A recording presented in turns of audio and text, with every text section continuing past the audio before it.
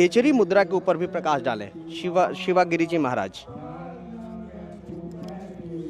खेचरी मुद्रा अमृत पान की क्रिया है।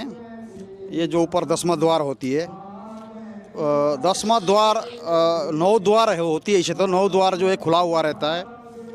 सबको ही पता है कि शरीर के अंदर में 9 द्वार होते हैं। 10वां द्वार बंद होता है ऊपर में। उसी 10वां द्वार को खोला जाता है खेचरी मुद्रा के द्वारा। जब 10वां द्वार को खोलते हैं खेचरी मुद्रा के द्वारा, तो वहाँ से अमृत का स्राव होता है। मतलब वो अमृत, उसको अमृत कहा जाता है, क्षुधा रस कहते हैं उसको। वो उसका श्राप जब होता है तो हल्का हल्का मीठापन होता है उसमें। तो अगर उसका पान करते रहते साधक, तो उससे एक प्रकार से एनर्जी प्राप्त होता है, शरीर में एनर्जी प्राप्त होता है, ऊर्जा प्राप्त होता है। तो उस ऊर्जा, जब उस एनर्जी को, उस ऊर्जा को हम बढ़ाते रहते साधना के द्वारा, तो हमको भूख प्यास कम लगने लगता है।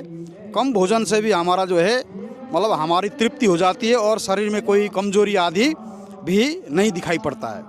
वो जो उस ऊर्जा को हम जितना बढ़ाते खेचरी मुद्रा के द्वारा, जब हमारा शरीर ऊर्जा से जब परिपूर्ण हो जाता है, एक समय ऐसे आता करते करते, तो हमारा जो ऊर्जा का एनर्जी के शरीर में ज़्यादा बढ़ने से वह एनर्जी ध्यान में प्रत्यक्ष दिखाई पड़ता है, प्रकाश पुंज के रूप में, रोशनी के रूप में, ज्योति पुंज के रूप में।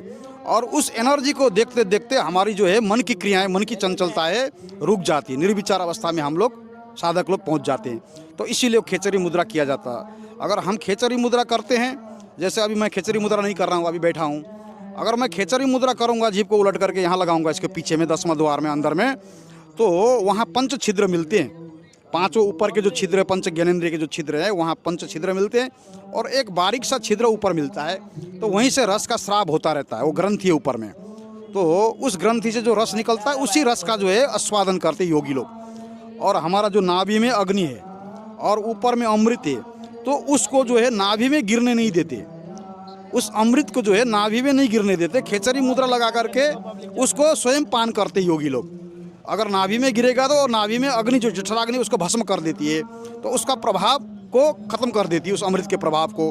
तो योगी लोग जब खेचरी मुद्रा लगाते हैं तो उसको गले में ही ऊपर रोक देते हैं। तो रोक देते हैं तो नाभि में नहीं गिरती और सारा शरीर में वो एनर्जी प्राप्त होता है। उसका सारा शरीर में जब एनर्जी प्राप्त होता है तो योगी जो है, योगी का जो श्वास की क्रियाएं हैं, जो योगी का जो हृदय का धड़कन है, वो एकदम सूक्ष्म हो जाती है और श्वास बहुत देर में आए जाए करेगा नासिका से।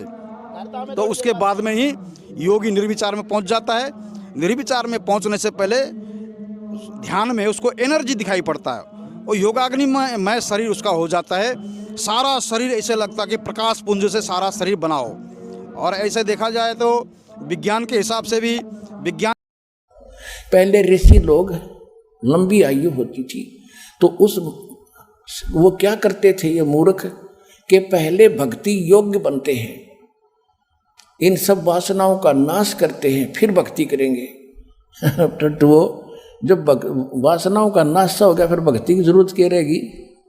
भक्ति ही तो इन वासनाओं का नाश करेगी। फिर तो आप भगवान बन गए। अगर ऐसे आपके जो शास्त्र विरुद्ध साधनाओं से ये वासनाएं नाश होती, तो इन सदग्रंथों की क्या आवश्यकता थी? तो उसमें क्या किया उसने? अभ्यास किया खेचरी मुद्रा का, ऐसे ताल्लुबों पर जीभ लगा करना। उससे क्या होता है कि इस अभ्यास से जब ताल्लु तक जीभ लगना शुरू हो जाती है और काफी समय तक लगी रहती है, ऊपर से एक हमारे यहाँ ऊपर अंदर इस ताल्लु के ऊपर एक छोटा सा जैसे अंडा देखा हो मुर्गी का, और वो फूट जाए, उसका भी चौथा हिस्सा फूटे हुए का, ऐसा एक स्थान है हमारे अंदर इस ताल्लु के ऊपर। और शरीर से जो हमारे एक अमृत भी बनता है अंदर, जैसे सभी आप देख रहे हो कैसी कैसे आइटम बनते हैं शरीर में, और जिससे संतान उत्पत्ति होती है पदार्थ भी बनता है, ऐसे अमृत भी बनता है। लेकिन वो अमृत शरीर में ना जाकर के सीधा नाभि पर पहुंचता है। नाभि के चारों ओर एक कुंडलनी शक्ति है, कुंडलनी एक नागनी है, एक नाड़ी है, उसका मुंह ऐसे है सर्प की तरह, और वो उसके ऊपर आके गिरता रहता, वो सारा का सारा वो भस्म कर देती है, खत्म करती है। और श्वास के जो ये लोग क्या करते हैं, श्वास क्रिया करते हैं, उससे सूक्ष्म श्वास हो जाने से वो उसका मुंह नीचे को हो जाता है, फिर वो शरीर के अंदर प्रवेश होना शुरू होता है।